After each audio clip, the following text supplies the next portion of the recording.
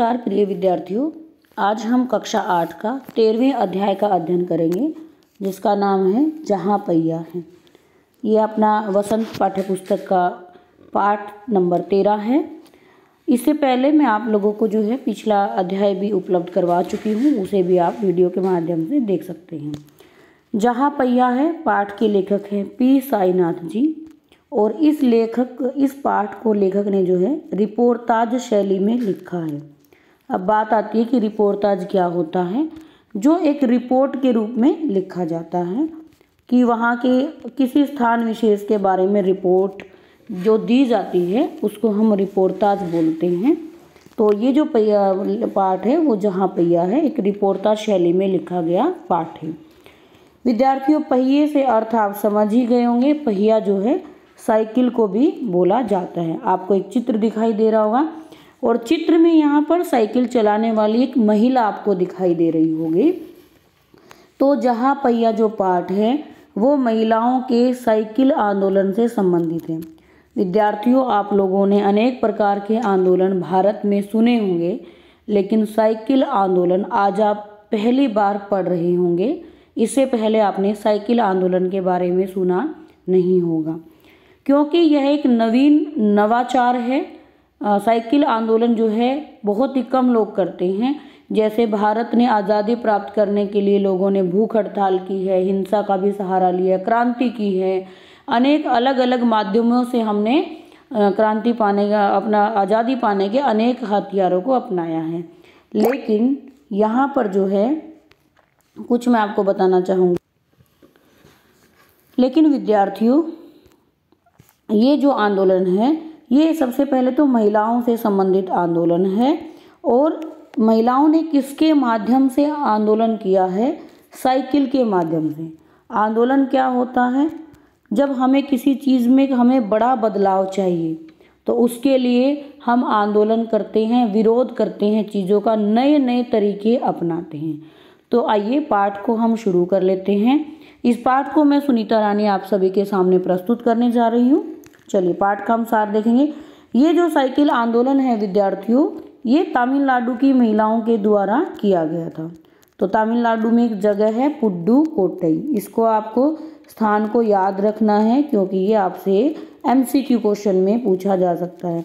विद्यार्थियों, मेरे साथ पढ़ने का आपको एक आनंद ज़रूर होगा, एक फ़ायदा ज़रूर मिलेगा। मैं साथ साथ आपको महत्वपूर्ण प्रश्न भी करवाती हूँ ताकि आपका पाठ पढ़ने के साथ साथ कुछ क्वेश्चन भी तैयार होते रहें। तमिलनाडु में ग्रामीण इलाका है पुडुकोट्टई। यहाँ की महिलाओं ने साइकिल चलाने को एक सामाजिक आंदोलन का रूप दे दिया है। पुडुकोट्टई जिले की हजारों नवसाक्षर ग्रामीण महिलाओं के लिए साइकिल चलाना आम बात है। विद्यार्थियों, आपने देखा होगा इन्होंने एक सामाजिक आंदोलन, समाज में इसको मतलब क्या किया है, बड़ा ही बड़ा चढ़ाकर इस आंदोलन को उन्होंने किया है। जिस प्रकार से हमने आज़ादी प्राप्त करने के लिए अनेक तरीकों को अपनाया, इसी प्रकार से यहाँ की महिलाओं ने साइकिल आंदोलन के माध्यम से अपने आप को आत्मनिर्भर दिखाने के लिए एक आंदोलन किया। ठीक है विद्यार्थियों, यहाँ पर नव साक्षर का अर्थ देख लेंगे। नव साक्षर मतलब होता है जिसने नया नया ज्ञान प्राप्त किया या जिसने नया नया साइकिल चलाना सीखा हूँ। ठीक है, चलिए।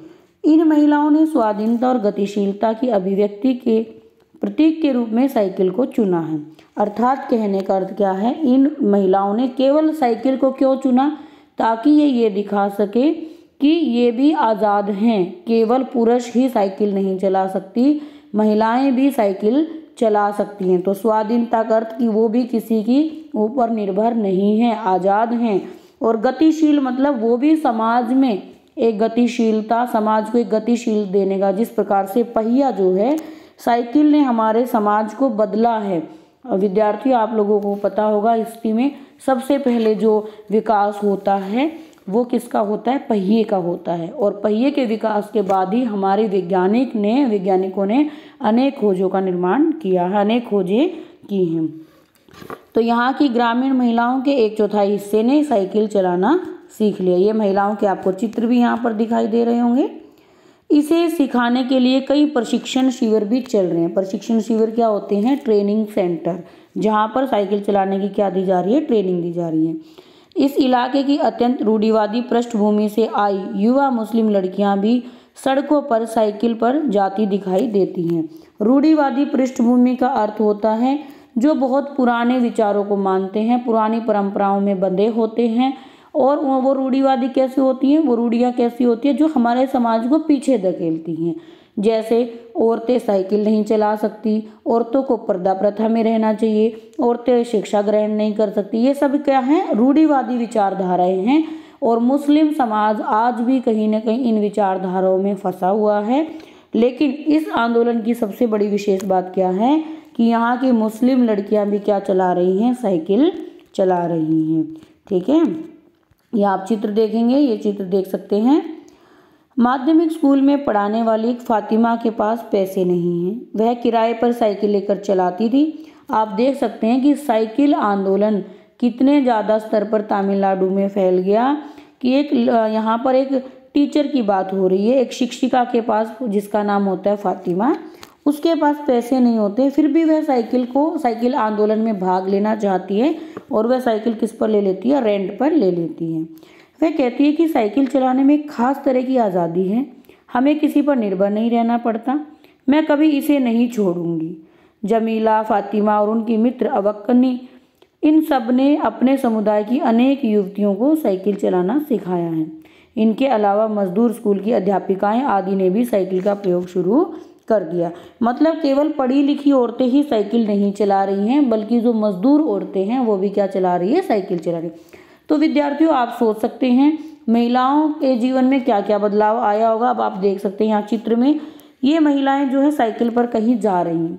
जैसे उनको सब्जी मंडी पहले जाना पड़ता था, मार्केट में कहीं जाना है तो उनको बस के लिए घंटों इंतज़ार करना पड़ता था, लेकिन चूंकि अब उनको साइकिल चलाना आ गया है इसलिए वो मार्केट आसानी से साइकिल से चली जाती हैं और उनका समय भी बच जाता है। कैसे बच जाता है, जो समय वो बस का इंतज़ार करने में लगाती थी उतनी देर में वो साइकिल चलाकर बाज़ार पहुंच जाती है।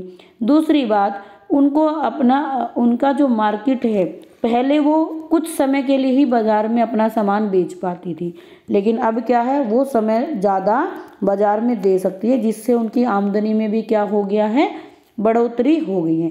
जब उनके पास पैसे अच्छे आ गए हैं, व्यक्ति के पास जब पैसे अच्छे आते हैं तो धीरे धीरे वो अपनी सुविधाएं भी क्या कर लेता है, बढ़ा लेता है। तो जब वो धीरे धीरे यहाँ की महिलाएं विद्यार्थियों क्या हो रही हैं, आर्थिक रूप से भी मजबूत हो रही हैं। विद्यार्थियों, हम इसका पार्ट 2 जो है आगे पढ़ेंगे। तब तक के लिए जय हिंद, वंदे मातरम। आप इन प्रश्नों को साथ साथ कर लेंगे।